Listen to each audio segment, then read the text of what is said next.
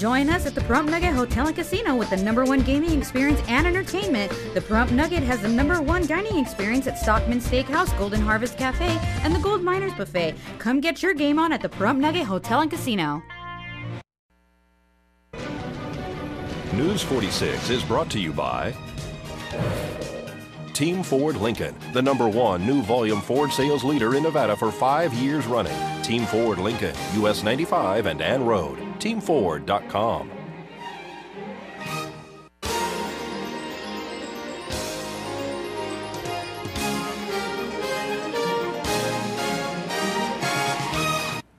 Welcome back to News 46.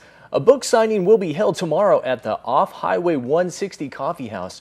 News 46's Deanna O'Donnell spoke to the author, Claudia Bowker.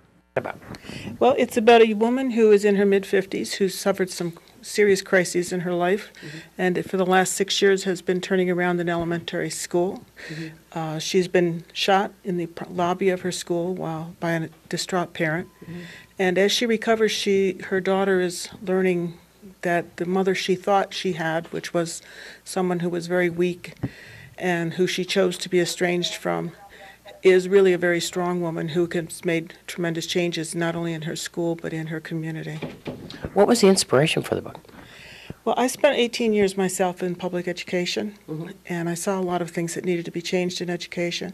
And when my son started teaching in Las Vegas, he pointed out to me the number of students he gets in 9th grade who are totally unprepared for the school. And so I felt that it was necessary to get out a message that we do need to make changes and that each of us can make changes. We don't have to wait for somebody else to do it. We can all do something to make changes.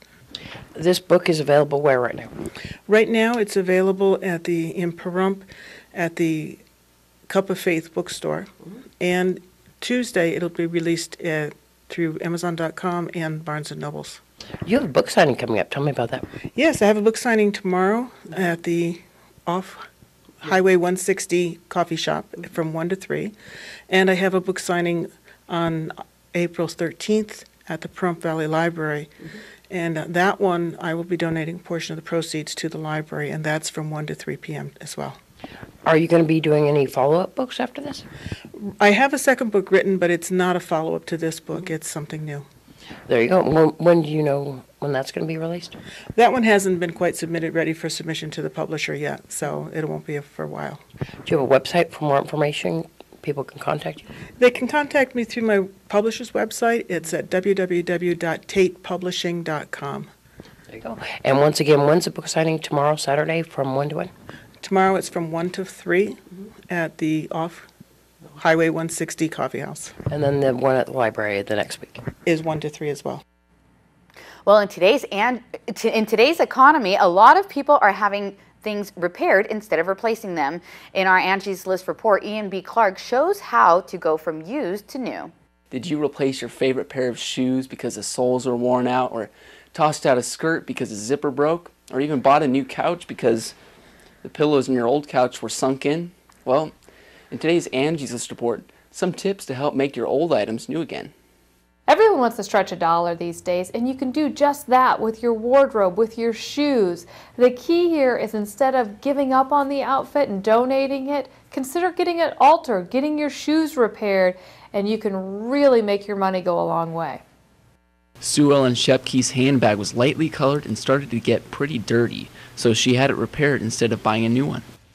You know, did a little dyeing of the bag, and it lasted me through another summer, and I was really pleased because I enjoyed the bag. It was good quality. It wasn't something that I just wanted to toss after one season.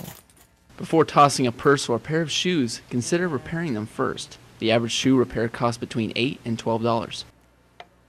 We can actually stretch the shoe length and width. So if it's a little tight, or if it just doesn't feel right, we can actually stretch the shoe size, because a lot of people say, oh, I got a great deal on this shoe, but it doesn't really fit. I think we can all admit that we tend to fluctuate sizes every now and again, and we tend to toss out the clothes as they don't fit. Instead, consider taking them to an alterations company, because they can actually help those clothes continue to look good, even though they may not be the perfect size for you today. Now kind of the trend is because the economy, So people try to go like a second-hand store, buy some like very nice clothes with the good deal, or they try to go to clearance the part, then buy them something and come here to fix it. And now I notice some people back their closet, to check their, what they have, and bring here to update. This is my green skirt that had the broken zipper, and it was fixed so perfectly. Furniture is another great place where people oftentimes might decide after a few years they don't really like what they have. So the key here is, how do you reinvent your sofa without spending a ton of money? So you could obviously have it reupholstered. A lot of times people don't think about it. If the sofa itself is in good condition, it's comfortable, this is a great alternative. Also, if you're really looking for something even less expensive, even a slip cover over your sofa can be a way to give it a whole new look while still being able to get some added years out of it. Over time, let's say your couch, and it all depends on different couches have different stuffing, but you'll start to notice that your foam is starting to sink, where you're having a harder and harder time getting up off the couch, and where you'll find yourself, you're scooting to the edge to lift yourself up. Just by us coming in, replacing that foam in there, everything else on the couch is good. We just come in, take the old foam out, put a brand new piece of foam in there, whether it's a firmer foam or taller foam, but something to give it a little bit more life. See the difference in the foam piece? If it's something that you really like, like a piece of clothing that fits just perfectly and that you wear a lot and know goes with a lot of different things and is going to be hard to replace, I think it's really worth it to take it to someone who can just repair it. When you find a repair company, Angie's List recommends that you take in a small item to test to see if you like their work. And also, if the price is too high, you may be just better off buying a new item. This is Ian B. Clark from News 46. The show 2020 has aired the gripping story of the Cooper family's day trip to Scotty's Castle that had them fighting for survival when they took a turn and got lost in Death Valley. The Pahrump locals got together in our studio to tell their tale. Here's part 4 of our series with the Coopers, Lost in Death Valley.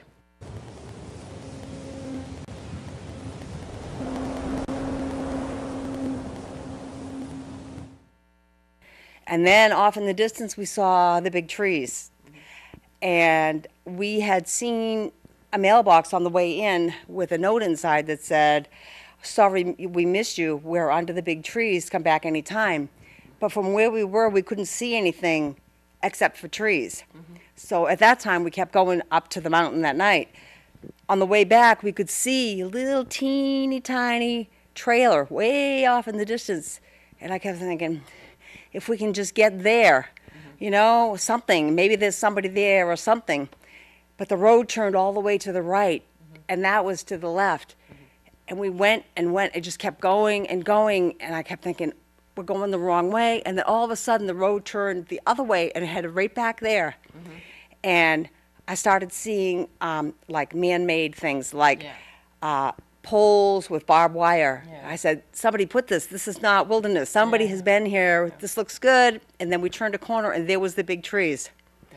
We stopped, and there was a sign there that said, "No trespassing, motion cameras at work," or whatever it was, stealth cameras at work. So we got out of the car, and we walked. It's like a quarter of a mile, and it was like 128 degrees. It was suffocating.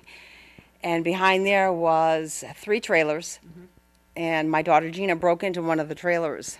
She saw a CB radio and an antenna. She hooked it up to my car battery. We didn't get reception right then because it was too hot to stay and fiddle with it, but we were going to go back that night. And then we didn't go back that night. There was nobody around in these trailers? We never even saw an ant. The whole trip, the only vehicle or person or anything that we ever saw was when we first started down that road to go see the racetrack. We saw one car. That was it. Never saw anybody. Nobody ever goes to Death Valley like that, at the end of July. It was the end of July. So we stayed overnight. There was the trailer? Yes, there was a screen porch. I couldn't believe it.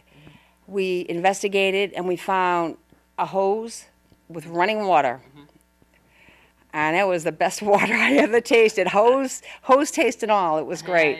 It was boiling hot, and there was some old food, just a little bit. There was some old jerky that was like white.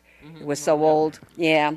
And there was a half a box of spaghetti, and there was some chili, a can of chili and a can of beans, and there was 4 packages of cranberry instant oatmeal. And I thought, you know, this is okay. With water in this, we can last like a couple of weeks, you know? By that time, we weren't hungry anyways. We were so dehydrated. But, so we stayed that night, and it was boiling. It was so hot. We kept waking up like every 10 minutes and putting water on ourselves. It was so suffocating hot. And the next day, I told both of them, you need to wash your hair, wash your clothes. It'll make you feel better, you know? So we were doing that. I had already done that, and Jenny had already washed up and washed her hair and clothes, and my daughter Gina was in the tub. Jenny hauled water for her to take a bath in the little tiny tub that was in one of the trailers. And I'm washing my daughter's hair, and all of a sudden I hear her screaming, Donna! Donna! Oh, wow. We will continue with part 5 of our series Lost in Death Valley on Monday's newscast.